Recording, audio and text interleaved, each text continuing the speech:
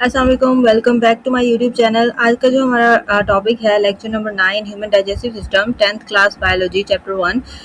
वो है about disorders of the human digestive system. निज़ाम इंहज़ाम डाइजेस्टिव सिस्टम की जो बीमारियां हैं उनके बारे में हम पढ़ेंगे। तो डाइजेस्टिव सिस्टम से रिलेटेड बहुत सारी डिसीज़ होती हैं, बहुत सारे डिसऑर्डर्स होते हैं, but we will focus on these 3 disorders which are mention in our syllabus. ठीक है, हम सिलेबस से बाहर नहीं जाएंगे। हमारे सिलेबस में डायरिया, कॉन्स्टिपेशन और अल्सर बीमारी जो है वो मेंशन है, तो हम उन्हीं के डिटेल जो पढ़ेंगे। उनके बारे में हम पढ़ेंगे कि वो डिसीज़ क्या होती है, उनके साइंस एंड सिम्टम्स क्या हैं, उनके अलामात क्या हैं, उनकी वजूहात क्या है, उसका इलाज हम कैसे कर सकते हैं और उससे बचाव हम कैसे जो है वो कर सकते हैं, मतलब हमें वो बीमारी जो है वो ना हो, तो इसके लिए हमें क्या चीज़ें करनी चाहिए। तो इन तीनों डिसीज़ के बारे में हम ये सारी चीज़ें जो है वो कंप्लीट डिटेल में पढ़ेंगे। फर्स्ट डिसीज है हमारे पास डायरिया, असहाल की बीमारी जिसे हम कहते हैं। Diarrhoea is characterized by frequent loose और watery stools. Diarrhoea can lead to dehydration especially in children and elderly. तो ये जो डायरिया है इसको हम पेचस भी कहते हैं। पेचस जैसे लग जाते हैं, ठीक है, बहुत ही ज़्यादा फ्रीक्वेंट, बहुत ज़्यादा जो है वो लूज, बहुत ज़्यादा पतले जो है वो क्या आते हैं, पाखाने जो है वो इसके अंदर आते हैं। डायरिया में पेचस लग जाते हैं इंसान को, तो इसकी वजह से डिहाइड्रेशन हो जाती है। तो स्पेशली ये जो डिहाइड्रेशन इसकी वजह से जो है वो बच्चों में होती है या बुजुर्गों में होती है ज़्यादातर, ठीक है। तो जो एवरेज एज के होते हैं उनको भी इतना ज़्यादा अफेक्ट नहीं करता, वो उसको बेयर कर लेते हैं। इसके साइंस एंड सिम्टम्स वही है, एब्डोमिनल क्रैम्प, ठीक है, फ्रीक्वेंट स्टोल्स के साथ साथ जो है वो पेट में दर्द भी होता है, बहुत ज़्यादा जो है वो पेन वक्फे के साथ जो है वो आ रहा होता है। ब्लॉटिंग होती है, dehydration, thirst, mouth dry mouth and dark urine, ठीक है, बहुत ज़्यादा प्यास लगती है इसके अंदर, मुंह भी खुश्क हो जाता है और जो यूरिन है वो भी ज़्यादा, मतलब उसका जो कलर है वो डार्क हो जाता है।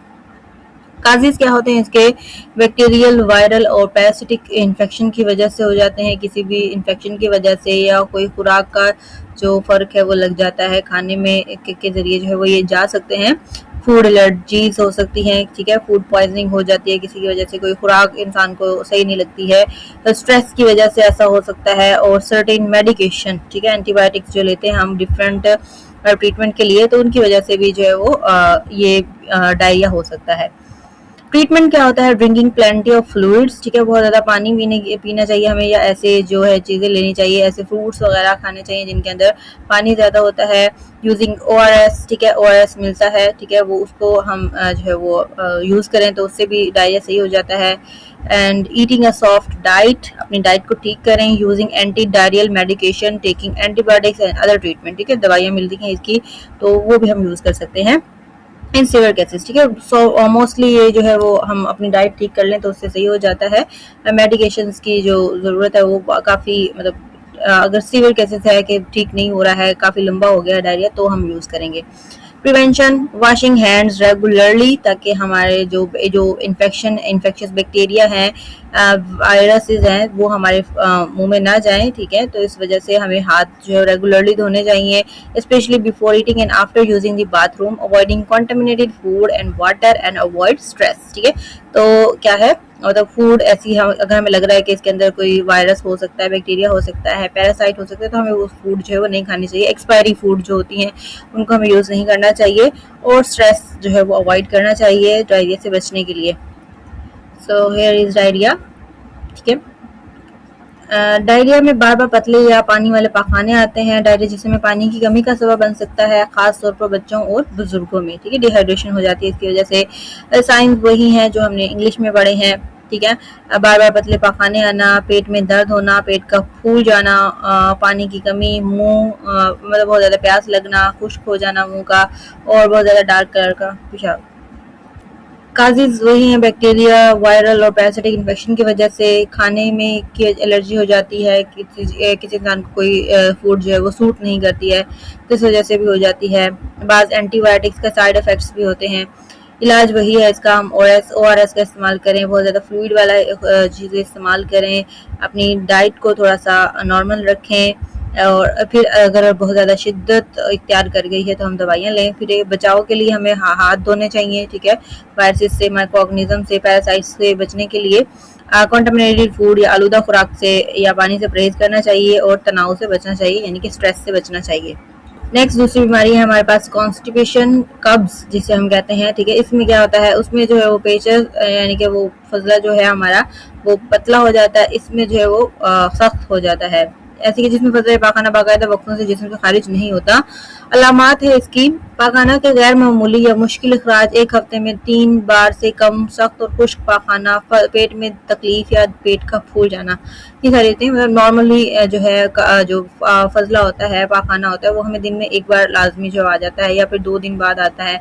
बट अगर बहुत ज्यादा डिले हो गया है और हमारा पेट में भी दर्द हो रहा है, हमारा पेट सख्त हो गया है, हमारा नहीं, या फिर बच्चों का, ठीक है, छोटे बच्चों का हमें तो खुद पता लग जाता है लेकिन छोटे बच्चों का पता नहीं चलता, तो उनका जो है वो चेक कर सकते हैं हम। अगर उनका पेट सख्त वगैरह हो गया है तो इट मीन्स उनको कॉन्स्टिपेशन हो सकती है। तो काजेज क्या होते हैं इसके, खुराक में फाइबर की कमी, ठीक है, डाइटरी फाइबर्स होते हैं हमारी खुराक के, ठीक है, वही डाइटरी फाइबर्स होते हैं जो कि फजला में बहुत ज्यादा जो है वो निकल जाते हैं। पानी की कमी, जिस्मानी सरगर्मी की कमी, बाज़ अद्वियात का इस्तेमाल, मतलब दर्द कम करने वाली अद्वियात, आयरन सप्लीमेंट्स, दीगर बीमारियां मतलब डायबिटीज, इन सब की वजह से जो है वो कब्ज हो सकती है। इलाज हम कैसे करेंगे, हम डाइटरी फाइबर क्या होते हैं, हमारे खुराक का वो हिस्सा होता है जो कि हजम नहीं होता है, ठीक है, मतलब लेकिन वो हमारे खुराक का जरूरी हिस्सा है, ठीक है। जो खुराक हजम नहीं होगी तो उसको फजला की फॉर्म में बाहर निकाला जाता है। तो अगर हमारी खुराक में फाइबर ही नहीं होंगे तो अनडाइजेस्टेड फूड की जो मिकदार है वो कम हो जाएगी, जिस वजह से जो है वो कब्ज हो जाती है। फल, सब्जियां, साबित अनाज, कसरत से पानी पीना, बाकायदा वर्जिश, कब्ज कुश अद्वियात का इस्तेमाल करना, तो इस तरीके से हम जो है वो कर सकते हैं। सबसे ज्यादा जो हमारे पास डाइटरी फाइबर होते हैं वो तो इसबगोल में होते हैं, ठीक है, तो इसबगोल का इस्तेमाल हम कर सकते हैं कॉन्स्टिपेशन अगर हो गई है तो। बचाव, पेशेंट्स में भी हम इसका इस्तेमाल जो है वो कर सकते हैं। बचाव, फाइबर से भरपूर ग़िज़ा खाना, कसरत से फ्लूइड और पानी पीना, ठीक है, तो अगर हम ये सारी चीज़ें करेंगे तो हम कब्ज जो है वो उससे बचे ही रहेंगे, हमें उसका इलाज करने की जरूरत नहीं पड़ेगी, मतलब हमें होगी ही नहीं, ठीक है। कभी कभार फिर भी हो ही जाती है, कोई ना कोई फर्क लग जाता है, so it's normal, it's quite normal, ठीक है, बट बहुत ज़्यादा सीवियर भी हो सकती है ये। Constipation is a condition in which feces are not eliminated from the body at regular intervals. Constipation यानी कि कब्ज एक ऐसी कंडीशन, ऐसी हालत है जिसमें फजला हमारी बॉडी से एक रेगुलर इंटरवल पे खारिज नहीं होता है, मतलब हफ्ते में 3 बार से कम जो है वो हो जाता है। साइंस एंड सिम्टम्स क्या होते हैं इसके, infrequent and difficult bowel movement, ठीक है, बहुत ज्यादा मतलब मुश्किल होती है हमें जो है फीसिस को खारिज करने में। ड्राई एंड हार्ड स्टूल्स होता है, बहुत ज्यादा ड्राई और खुश्क हो जाता है। एब्डोमिनल डिस्कम्फर्ट एंड ब्लोटिंग, बहुत ज्यादा पेट में दर्द होता है, जो है हमें कंफर्ट जो है वो फील नहीं होता। काजेज होते हैं lack of fibre in diet, dehydration, पानी अगर हम कम पियेंगे उसकी वजह से भी हो जाता है। Lack of physical activities, certain medicine, ठीक है, कुछ अगर हम मेडिसिन ले रहे हैं तो उनके साइड इफेक्ट्स की वजह से भी जो है वो कॉन्स्टिपेशन हो जाती है। ट्रीटमेंट क्या है उसका, increasing fibre intake like fruits, vegetables, whole grains, ये सारी चीज़ें हमें इस्तेमाल करनी चाहिए ताकि उनके अंदर फाइबर ज़्यादा होगा तो कॉन्स्टिपेशन का इलाज खुद ब खुद हो जाएगा। ड्रिंकिंग प्लेंटी ऑफ वाटर, बहुत ज़्यादा पानी पीना चाहिए हमें, खासतौर पे गर्मियों में जो है वो हमें डिहाइड्रेशन से बचना चाहिए। Regular exercises, use medicine as prescribed by doctor, तो डॉक्टर के मशवरे से ही हमें मेडिसिन लेनी चाहिए, खुद से जो है वो डॉक्टर नहीं बनना चाहिए। Prevention, heating high fibre diet, drinking plenty of fluids, ठीक है, तो ये सारा इसका इलाज हो जाता है। देन उसके बाद आता है हमारे पास अल्सर।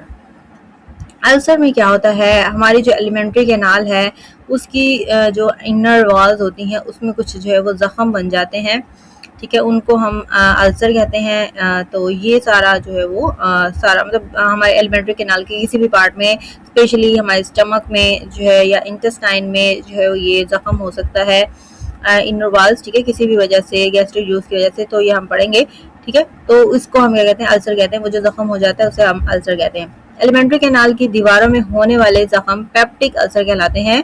अल्सर आमतौर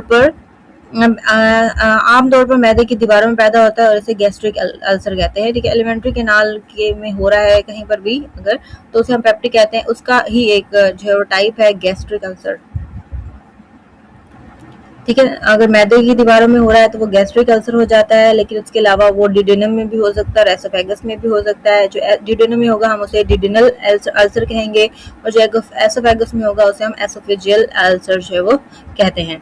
अलामात क्या है इसकी, पेट में जलन, साइंस एंड सिम्टम्स में क्या आता है, इसमें पेट में जलन होती है, दर्द होता है बहुत ज़्यादा, एंड उगालने के बाद सलाइवा का तेजी से मुंह में आ जाना। उगालना यानी कि रीगर्गिटेशन। क्या होता है ये अमल कि इसमें जो खुराक है वो हमारे स्टमक या हमारे एसोफेगस से, ठीक है, स्टमक से वापस एसोफेगस में या हमारे मुंह में आ जाती है, but it's different from vomiting और एंटीपेरिस्टालिसिस। ठीक है, उसमें क्या होता है, एक बहुत ज़्यादा प्रेशर जो है वो, प्रेशर के साथ हमारे मसल्स की कॉन्ट्रैक्शन होती है, एक एक्टिव जो है वो क्या होता है अमल होता है जिसमें खुराक हमारे मुंह में आती है, बहुत ज़्यादा प्रेशर के साथ आ रही होती है। लेकिन रीगर्गिटेशन यानी कि वो गालने का जो अमल है उसमें इतनी ज़्यादा फोर्स नहीं लगती, ये एक पैसिव अमल होता है।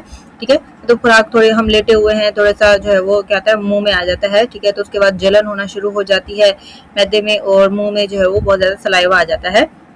तो भूख की कमी हो जाती है, वजन में कमी हो जाती है, और वो शदीद अगर ये इन्फेक्शन हो गया है तो उल्टी जो अगर आएगी तो मतलब जो एंटीपेरिस्टालिसिस होती है, वोमिटिंग के दौरान जो है वो हमारे उल्टी में खून भी आ सकता है। काजेज होते हैं इसके, ठीक है, इन्फेक्शन होता है बैक्टीरिया की वजह से, बैक्टीरियल इन्फेक्शन की वजह से, या बहुत ज़्यादा हैवी मेडिसिन हम ले रहे हैं, मतलब बहुत ज़्यादा हैवी मेडिसिन डोज ले रहे हैं और वो भी ज़्यादा टाइम के लिए ले रहे हैं, तो उसकी वजह से भी अल्सर जो है वो हो सकता है। बैक्टीरिया है हमारे पास हेलिकोबैक्टर पाइलोरी, इसकी वजह से इन्फेक्शन हो सकता है। या अद्वियात जो है वो गैर स्टीरॉयडल सोजिश अद्वियात यानी कि non steroidal anti inflammatory drugs का तवील मुद्दती इस्तेमाल, मतलब बहुत ज़्यादा इस्तेमाल हम करते हैं। शराब का ज़्यादा इस्तेमाल, तंबाकू नोशी, जहनी तनाव या स्ट्रेस जो होता है उसकी वजह से भी ये हो सकता है।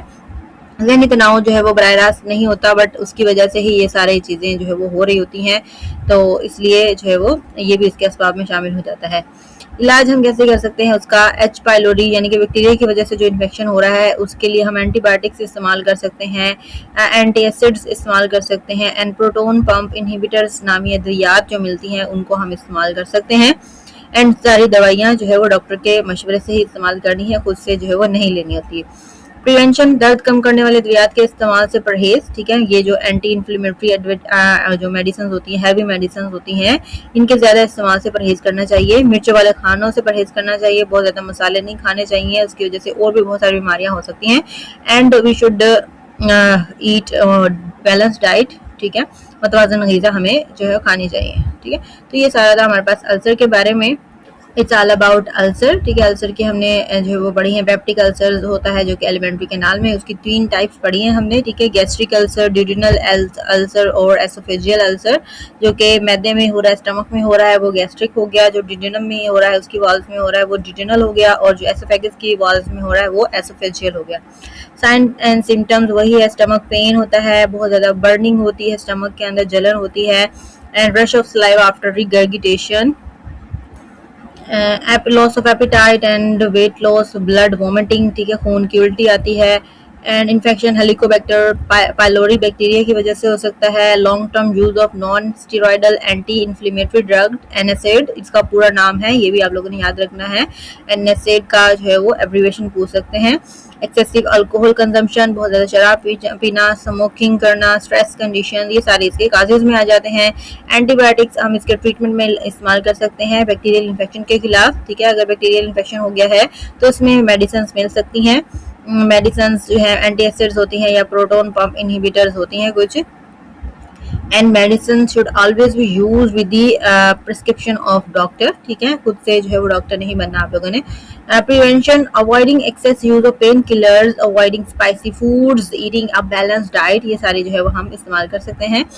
उसकी प्रिवेंशन के लिए हमें बैलेंस डाइट लेना चाहिए और स्पाइसी फूड जो है वो इतनी ज़्यादा यूज़ नहीं करनी चाहिए, अदरवाइज आवर एलिमेंट्री कैनाल जो है वो डैमेज हो सकती है। सो यहाँ तक हमारा जो टॉपिक है वो कंप्लीट हो गया। We have studied about the disorders of digestive system, diarrhoea, constipation and ulcer. ये 3 बहुत मोस्ट इंपॉर्टेंट जो है वो डिसऑर्डर्स हैं एग्जाम पॉइंट ऑफ व्यू से भी। होपफुली आप लोगों को अच्छे से समझ आ गई होगी, इनके बारे में सारी चीज़ें आप लोगों ने याद रखनी है। एज अ होल पूरा लॉन्ग क्वेश्चन बनता है, तीनों डिसीजेज भी आ सकती हैं या 2 आ सकती हैं। ठीक है, तो उनके बारे में आप लोग ऐसे ही सेम हेडिंग बना के लिखेंगे। साइंस एंड सिम्टम्स, उसके डेफिनेशन हो गई, science and symptoms, causes, treatment and prevention. ठीक है, तो अलग से शॉर्ट क्वेश्चन में भी आ सकता है, what are the signs and symptoms of diarrhoea, what are the causes of diarrhoea, what are the treatment of diarrhoea and what are the preventive measures of diarrhoea. तो ऐसे ही हर डिसीज के बारे में क्वेश्चंस आ सकते हैं। तो आप लोगों ने हर एंगल से इस टॉपिक को प्रिपेयर करना है। होपफुली आप लोगों को समझ आ गया होगा।